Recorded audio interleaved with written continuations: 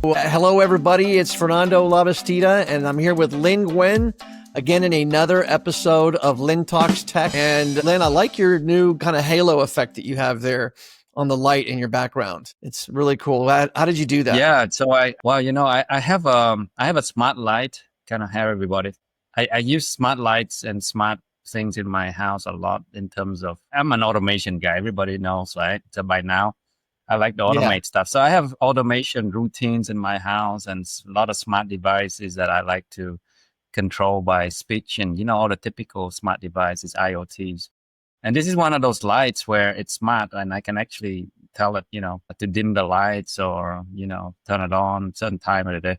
So I can control from like 10% all the way to 100%. I can even change color for this Cool. light. So interesting. I could go like blue or red or, green Yeah. or etc. I need one of those. I need one of those for So yeah, myself. it's one of those things right now. So I thought, hey, I could do this halo effect where I'm shining the light on the topic because since we just had the webinar, right? We had the summon shining the light on the monitoring aspect of running the SAP update and manager. So I thought, hey, Yeah. the light Yeah. themes. And I think that's one of the topics that we're going to talk about today. We're going to kind of have a wide ranging interview here where you're going to recap the summon webinar, the need for observability, compliance, and, management. And then we're going to talk about the monitoring and automation to reduce human errors, right? And then the lack of process automation and change automation that creates operational tasks for SAP and S2.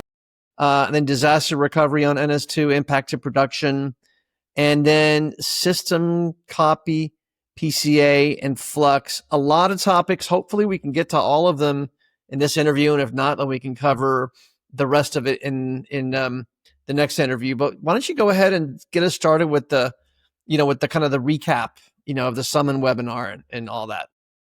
Yeah. For those who kind of missed it or someone who was there, what I gather, and I appreciate the community showing up. We had a pretty good webinar, interactive, and we rushed through a lot of material because I was very excited to show folks the first in the world type of glimpse on what we can do to shine the light upon this long, lengthy, complex process and help, bring better observability and management control and integration into the larger team. And I call it during the webinar kind of a democratizing the upgrade and migration process so that it's not just like responsibility for one guy or a couple guys, what used to be very deep technical thing where you depend on some very subject matter expert and make them kind of the star of the show. That's great. And I think they are very important. But I think highlighting the fact that in a long game, we always run. I'm a runner. And we talk about like, if you want to go far, right?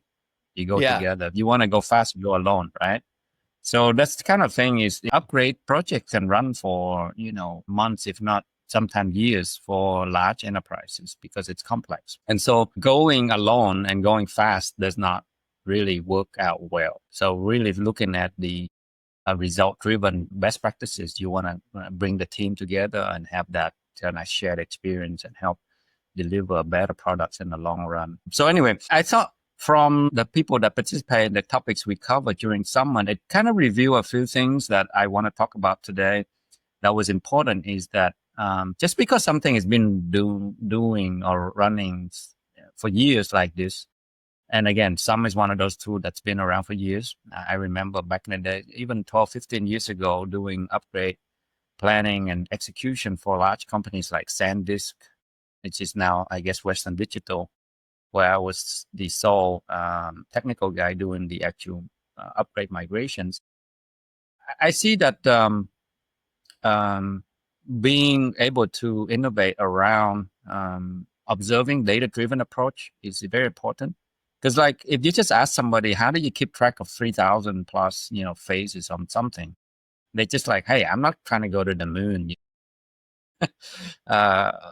launching rockets. No, but you think about it, it's very complex, right? This very complex thing. Why would it need 3,000 steps unless it's, very complex? So something like that really does need observability. And you think about the enterprise environment today, people operate in very complex systems and interoperability and also connectivity, dependency. Or for instance, I'm talking about like a large enterprise supply chain, has finance, has, all of their operations built into this thing. And it has, literally dozens of interfaces, ins and out, thousands of users. These are very complex environment. And then you realize that in order to go the long route and be successful, you have to incorporate best practice around observability, data-driven approach. You have to start with that. And once you observe something, what happens? You get the ability to analyze it. And then once you analyze it, what gives you is the lights come on, right? The lights come on and say, hey, there's a better way to do that. There's a better way to automate around that, or a better way to orchestrate that set of activities from a process, from a platform, people standpoint. And so someone to me is kind of that amalgamation of, okay, I've done the migration assessment, upgrade, and great. So now I'm into the thick of it. I'm executing the project to upgrade or migrate. And now I'm getting down to the point where I'm like, oh, should I just give it to one guy, run it, the whole thing, or should I coordinate, orchestrate across and using, observability, automation, having end-to-end data to use to drive my projects better and have a more consistent outcome and not get people burned out. As I say, if you want to go far, you go together. So someone gave me kind of that feedback from the people that afterwards we actually get a few people reach out, say, hey, I'm very interested in this, which is great because we want to collaborate with other folks and get their experience and build them into something that is truly going to change the way they do things and help them be more efficient. That being said, I go back to foundations. Monitoring is the foundation, the data you use to manage something. And once you have that data and you manage something, to avoid costly mistakes, then you start automating, right? And some examples here that I bring to light. It's not the first time, but I'll give you some examples as recently as possible. Yeah. We've heard folks that are being hosted by a major managed service provider. I won't name names, but you can probably draw conclusions where, hey, simple things like stopping or requesting a system to be stopped for whatever purpose, for security patching or some optimization work or to reconfigure something. This customer requested the system to be stopped or somewhat in a quality assurance system. And then they realized their production system went down. Right. So this was a human error. Such managed service provider shut down a production system. And funny enough, this was not the first time. About 2-3 years ago, I started the podcast on our Techie Talk and talking about SAP Rise and anything like that. One of the customer actually told us that the same mistake happened in their environment. Then the service provider shut down the wrong system. They actually shut down production instead of a development or QA system, which is quite a shock. If you work in this environment, and I said how interrelated things are and how dependent on these key business processes are running on these systems, shutting it down doesn't mean just impacting that system. It impacts like whole supply chain, right? Everything that's interconnected. So cause a major like priority one incident and all that sort of stuff. So this happened some years ago when I had this customer tell us that this happened. And I'm surprised to this day, 2-3 years ago, you would think that something's improved. By improve, I mean like shouldn't have been automation. Shouldn't there have been some level of change management? And I don't mean change by putting a ticket and just say, do this. Yes, you can do that. Most people, I'd say 90% of the tickets are kind of dumb. You put it in, you describe what you need done. There is a complete lack of automation in the way that these tickets are nowadays. So think about most operations. Most operations are repeating events, right? Repeating events, meaning like at my house, like I said, talk about smart house. Repeating events, I have my routines. I shut down the lights or appliance at night, and in the morning I start them up, and it's a routine, right? It's automated, so there should be no mistake, right? At sunset, at sunrise, there's a sudden routine that does things. Same thing with systems. Systems should be stopped and started using automation. There would be no mistake because you pick what system you want to shut down, and you have it in the change request. and then it basically automates. Instead, you got something that somebody described somewhere, and maybe they fat finger, something, and then some engineer somewhere shuts down the wrong system. Oops. Okay. That is simply not acceptable. In enterprise computing, mission critical apps is not acceptable. Not to me, and I think a lot of customers would agree. It is not acceptable. Of course, we don't go hang the person that did it. It's probably an honest mistake. But if you look at the process and the controls that should be in place, that should never happen when you use automation. So I think from IT-Conductor standpoint, we've been saying for years, one of the important things is that you don't just automate, because people think automation is like, oh, I need to deploy a system. And we've been doing that, like infrastructure as code can be used to deploy systems faster, right? Instead of manually installing or getting something up. It's just no difference if you're trying to do a backyard project and, you got these ideas to how to maybe redo your garden and, put in all these smart device, sprinklers. You'd hire a professional. The difference is that they would put in these systems. Yeah. They'll put in these automatic sprinkler controls and timers, but you do it yourself. You're like, hey, you know what? I'm here. I'm going to go manually do this. It still works, but I'm saying that the best thing for enterprise with critical operations is to implement this level of controls, and the controls are typically done using automation and a change management that tracks it. So for me, it's not just about doing it, but remember, when you build it like a system, you do it once. Yes, automation will help you. Or when you migrate system, yes, automation will help you. But after that, you got to operate this thing for years to come. 3 years, 5 years, 7 years. Operations will be used at almost every month during maintenance windows, during, planned or unplanned activities. So think about the payback of doing this automation, that you have an operation that you do every day. Just like I think about, if I have to, turn on my lights, do this, do that, every single morning, sunrise will always happen. And then at night, sunset will always happen. So when I automate something like that, if I have to do 5 things before I go to sleep, if I can automate it, I would automate it, right? It will never forget. Even when I'm gone, I'm not home. So for us, having a lights out operations to make it more efficient is about avoiding mistakes, implementing these kind of simple things. Like, for instance, in our lab, we always have what we call a system stop-start automation dashboard. So like the system should be one click request that to be automated. And once it's automated, there's not a need to manually go in and do something, because the automation will take care of it. And then secondly, we'll bring up quicker. And then also you can insert that into a change request, right? I'm going to do this. Pick from the drop-down list which system change request. Somebody approves it, click yes, and then it gets scheduled and it happens. So this is one level automation I think about a lot, is that there are individual items, and then you include that into your service catalog, and then you include that into your scheduling, you include that into your change management. So I believe that this should not happen.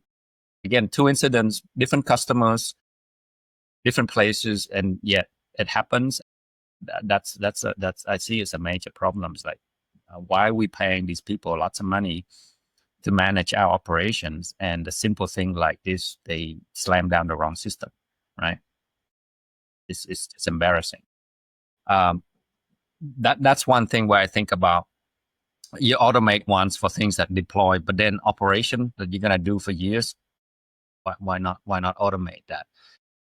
Again, other customers that I've been at as recently as possible, I say, hey, what is the process of doing this? And they're like, oh, we schedule 2-3 engineers and they do the outage window. And, I'm like, wow, that's something that should take like an hour with one guy, clearly just scheduling a bunch of operations that are automated, instead of like 3 guys on a weekend taking 4 hours each, to do something. And it's just not, I don't think that's scale, and it's definitely not smart operations. So in a way, that's one thing I take away from that. That leads me to another kind of tangent topic, but it's related, right? So think about this operation automation. Now, to the degree where you're running business critical things and you're saying, I need to do compliance, disaster recovery testing every year as part of my company. I'm a public company. I have to have from an audit standpoint, I meet some kind of regulatory requirement to have business continuity.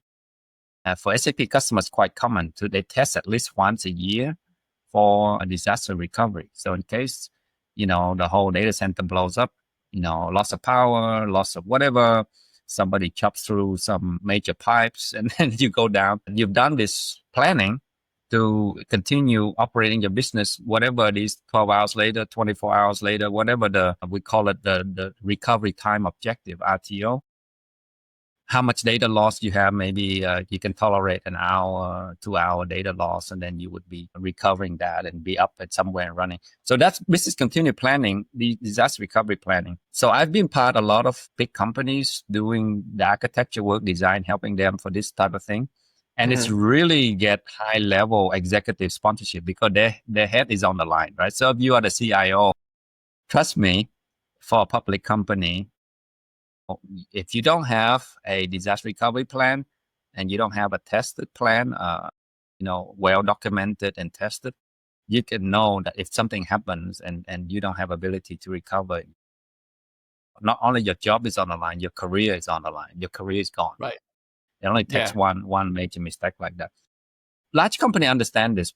Now, why am I bringing this topic now? Is because it takes a lot of work to do disaster recovery because you have to protect and then you have to be able to recover. One of the things I found out recently is that one of the customer found out in a surprise mode, like, hey, such and such, service provider is providing this service, and you get one test a year of the recovery process.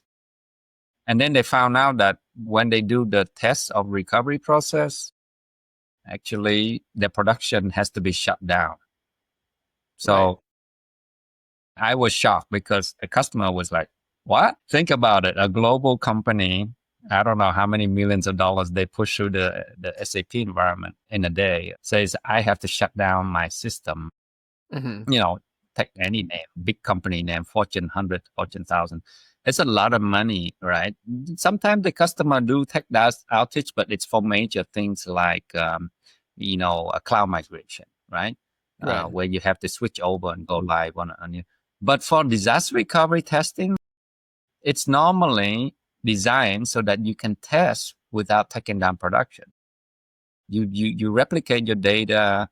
You isolate the environment that you're gonna bring up, so-called disaster recovery region. So let's say, for instance, I'm on the West Coast, I may recover to the East Coast, something like that, right?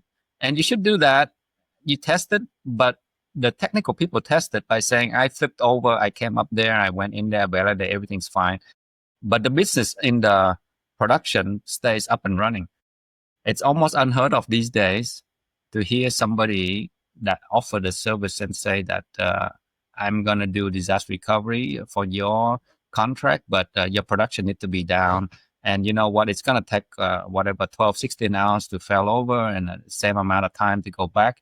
So then you validate, that's another 8 hours, 12 hours. So you're going to be down for 2 days. Yeah. That's unacceptable. So your production is down. Yeah. That's unacceptable. So I mean, like flabbergasted. I'm like, I remember I actually did the disaster recovery effort for Chevron. Everybody know the name. It's a large company, and they were on the Microsoft Azure cloud, and we helped with migrating them there. So I was part of disaster recovery, and I've worked on many disaster recovery planning efforts for companies like ServiceNow, etc., for years. And even a layman, a Pullman's disaster recovery does not require you to test a disaster recovery with production down.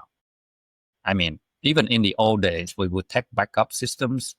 We would bring it up on like Iron Mountain, somewhere you have, some place that you have a high short-term capacity servers and storage, and you bring it up and you may take a week to test it, and you say, okay, done. I make sure everything came up. I validate it technically. I update my procedures and run books and processes. And then I am in compliance. I do this maybe once a year, maybe worse, once every 2 years, whatever it is. But today with the cloud, I can tell you that you can do this literally. I've designed this and worked with this from design to implementation. and done disaster recovery tests with clients like Chevron. Yeah. You could do this in like less than 8 hours. You can have flipped over, did a disaster recovery, bring up validated key systems, everything's running, and then, shut it down, everything continue on production without impacting anybody from production. So why on earth would you now have something that customers say, I have to take down my business for, a day or 2 days? It's beyond my comprehension. So needless to say, that raised some alarms with the customers, they whatever. And, I'm bringing this up because it highlights a few things. One is that the architecture is wrong. If you can only do this and you can only support that, there's something wrong with the architecture design. Yeah. And it was designed not optimally to, flip the switch and go over and test without impacting production. And then secondly, there's a lack of automation. Because if you automate stuff, right, all you're doing is that, hey, I have this window, I'm going to flip this and automate, I bring this one up over there, and then everything's fine, validate. And it shouldn't take 12 hours. It should take 2 hours, 4 hours, 3 hours max to have systems come up. That's another thing is that maybe they are trying to do this and say, offer you to pay more money if you want faster or with some way. But I don't understand the design.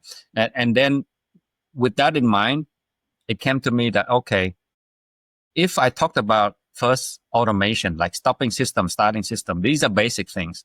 If all of that's automated, building disaster recovery is merely replicating data, having system on standby, and having the operational know-how to bring up servers and storage and applications and networking to make it happen. Now, if we're doing this kind of orchestrated failover, if you will, I realized that when I had asked the question on the customer's behalf, hey, how come you're not using this automated technology? So automation is my key driver here to make this thing efficient, because you're not going to have the people. Think about it. In a disaster recovery, you're likely not going to have the people. Some people may be not impacted, but to get to work and to get on the computer, to get into the system may not be as easy as you think, right? Yeah. So let's say your key employees are spread out, but you can't get in because your primary network's down. So automation has to be the key.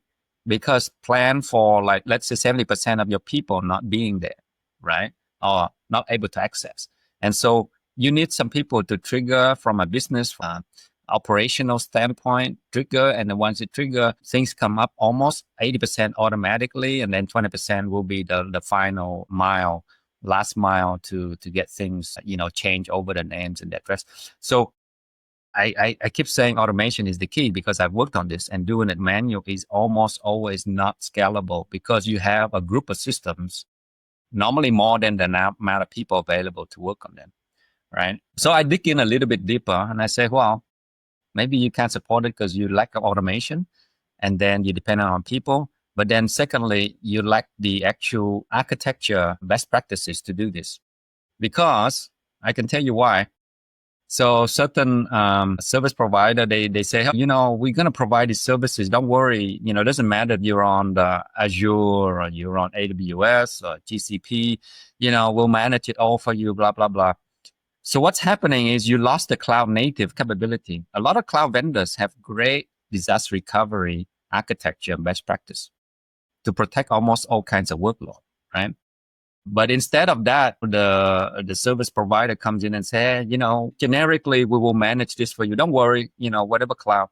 So what they've done is not adopt cloud native best practices. They layer something on top of that depends on human and some other piece of software or something. Yeah. And now what's happening is that they've lost the ability to leverage the fastest possible solution for that cloud, right? Mm-hmm. So if I say to you, but the most efficient for my house, I only have internet access with, Comcast and AT&T or something like that, right? I should use whatever is best available for me, right? Not something that say, hey, you know what, you need to go buy, some fancy satellite internet and, all these other things that it may work. It's not optimal for my situation or for my deployment scenario. So I see that this vendor self-serving, the managed service provider, self-serve themselves that they say, I have a uniform practice and doesn't matter what cloud you're on, we'll do it this way. But what they've lost is the ability, just like before I talked about the loss of ability to do things like flexibly resize your system on the fly, like cloud stuff, right? Yeah. Pay for what you use when you need it, da, da, da, da. They took that away and just like, hey, you get a standard fixed thing, you pay for it, whether you use it or not, blah, blah, blah. You've lost all the cloud flexibility. The same thing is happening in disaster recovery that I see. They're not leveraging that cloud vendors' best technology to do this, right? Yes, you can make anything work, but then if you lost the automation, you've lost the ability to leverage the fastest, cheapest way to do something. Then your business maybe instead of coming up in 12 hours, it's coming up in 24 hours, right? And instead of being able to fail over and run, they fell over, but they no way to fall back because they're not replicating data back. And so when this problem's been fixed, you're stuck over there. And then when you're stuck over there, you don't have access to certain things. So I find this kind of ironic in the cloud age. We should be able to leverage, yes, it's good to have multi-cloud approach, but for certain things. But for core engineering things, you should leverage what the cloud provider provide is the best technology on their cloud, right?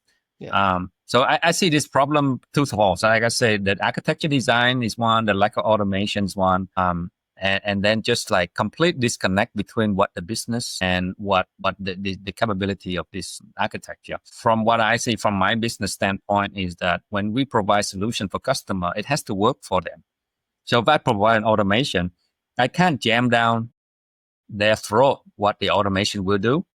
I have to adapt the automation to their particular process, right? So let's say for an IT-Conductor, we have it today where we do things like change management and we do kind of system refresh automation. I can't tell them that, hey, you have to do it my way, even though they have different technology, different component stacks and the way they do things and different people. I cannot. I have to attack this automation and adapt to them, right?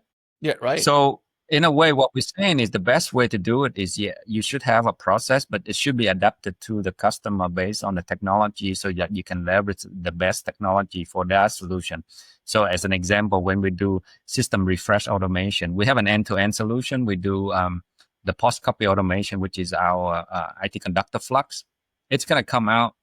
We have a new version that's been released in August that allows customer, even on SAP RISE, where they don't have access to the database or the OS, to actually even natively do the configuration refresh. But to do this, essentially what I'm saying is that when you adapt automation, you can use whatever is best for that environment. So for instance, when we do end-to-end, we say, if the customer has the ability to back up and restore in using latest snapshot technology in less than 5 minutes, why would I use something that, takes 2 hours to do backup and restore? It doesn't make sense. You would use something that is best available for that environment, and whether it's cost, efficiency, or whatever it is. So by now, I've worked with customers on all the hyperscalers. Like you got the Azure, you have the AWS, and you have the GCP, Google Cloud Platform. All great products, all great platforms. SAP will run on all of them. But you can't jam down somebody's throat something that is like sits up here and doesn't work well with all the integration technology down there. You should use something that's best for that environment. The customer can choose what cloud they want to be on, even though it's hosted by, say, SAP RISE. But in the end, you may be giving up something important because you took something uniform that has no capability to adapt to the environment, right? So in essence, I see, like, for instance, working with, like I say, ServiceNow or a Chevron or anything like this, working, designing architecture, automation has to be built in from day one, not an afterthought. Right. Because if you afterthought, you have to like retrofit, right? Yeah. And that's so not everybody have the ability to build from scratch, but if you don't think about this, so in a way, the operations part that lives on longer than what you built is important because it's repeatable things you need to optimize. So like I said, with IT-Conductor, we say, hey, here's a service catalog of 20 things you need on a day-to-day operations, week to week, month to month. Here's 2 or 3 things you need when you build something. Great. And then merge them all together and have a way to do change management. So we kind of preach change automation intelligent, like Chai is the code name for it. But it's really important to think that you can't just be automation and not integrating some change, because then you're going to have this mistake of people still taking down the wrong system, right? Impacting production.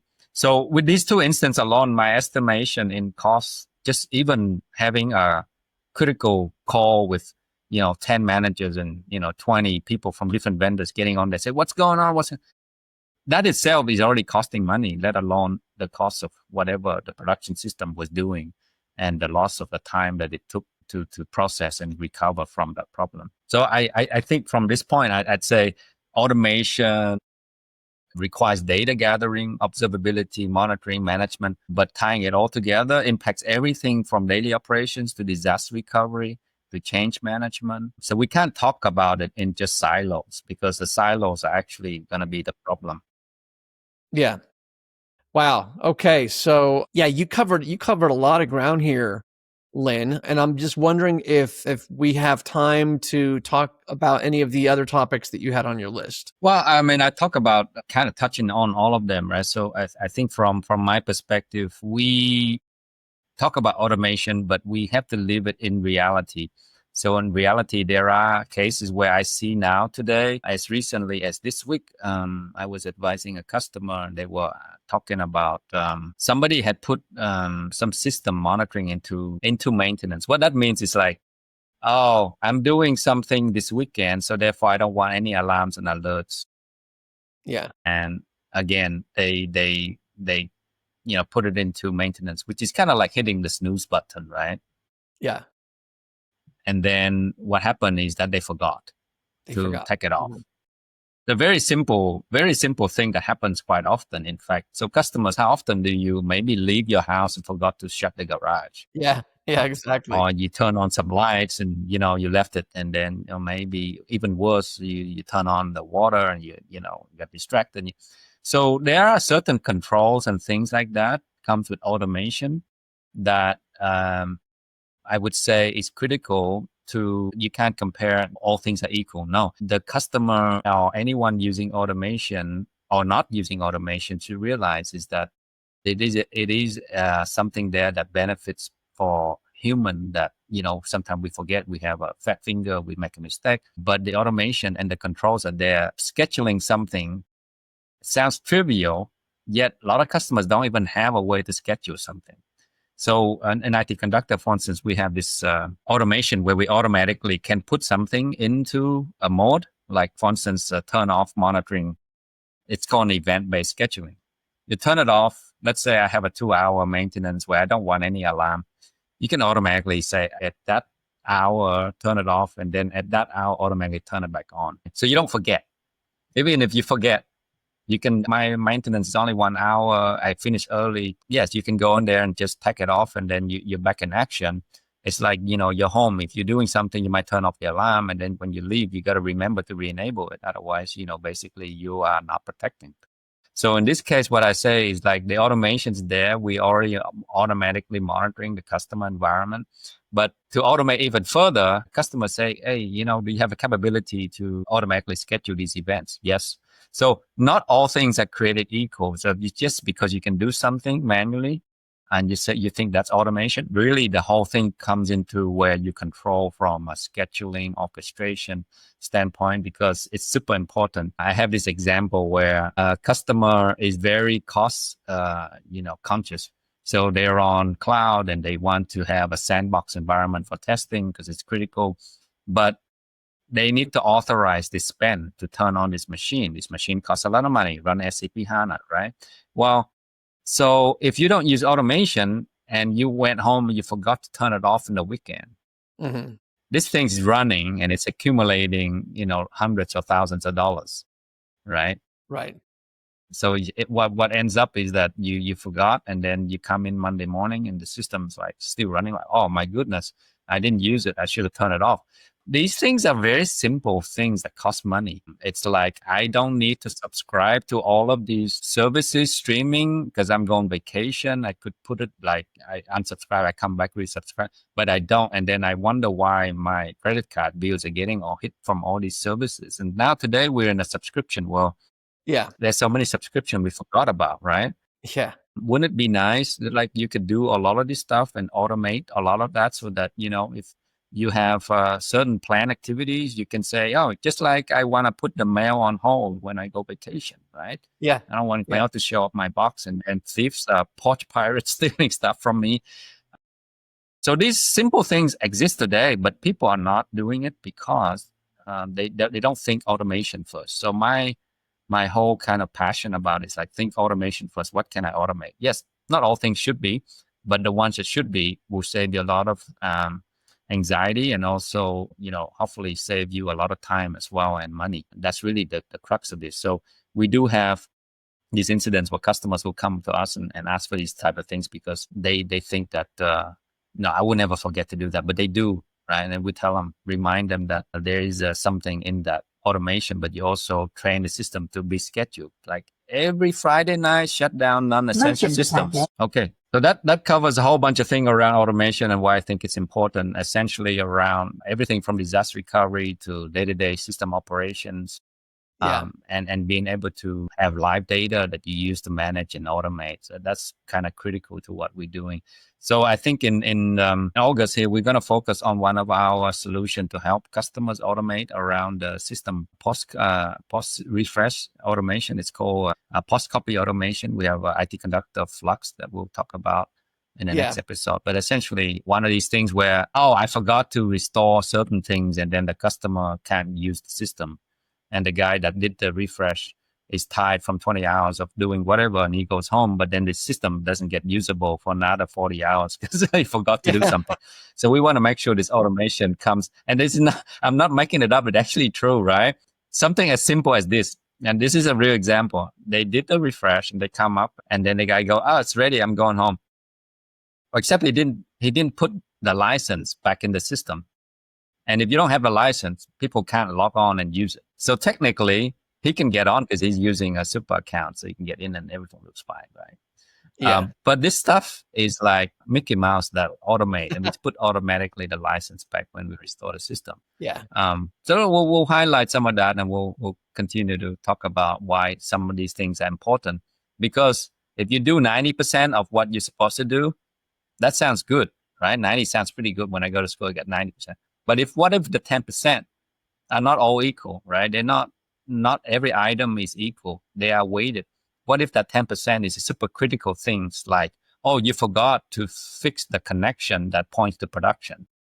And now it's still point to production. And now you have weird things going off, orders going out. These are mistakes that, you really don't want to deal with. And so that's kind of thing where I'm talking about. Most people say, I can do this and this.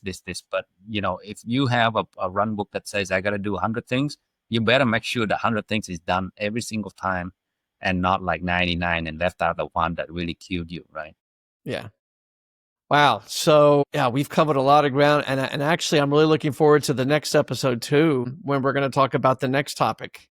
Right. And, and I got some questions to ask you about AI and automation and, when are we going to get to a point where there could be some autonomous AI agents making decisions on automations? So that's a whole topic for a whole other day. Yeah. I think we can talk about some of those topics. They're very interesting because I'm always interested to see, like, if I have 10 things that I could automate, could AI decide for me, recommend to me all the things that I could do to, make something better, right?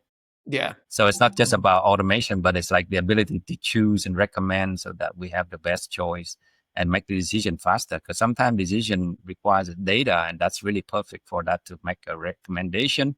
And then at some point when we're comfortable, it's just not going to make recommendation only. It's going to propose, and we just click yes, and it goes. Right? It does automatically. And then at some point, we don't even click yes. We say, hey, for these situations, I authorize you to take action. Yeah. That's kind of what we're already doing today in some of the automation scenarios. Like, hey, if you detect this, just automate. Don't even bother. Just tell me afterwards that you've already fixed the issue. Yeah, exactly. Ask for forgiveness, not permission. Yeah. Okay. Well, thank you so much for your time today, Linh, and we will see everybody in the next episode of Linh Talks Tech. Thank you.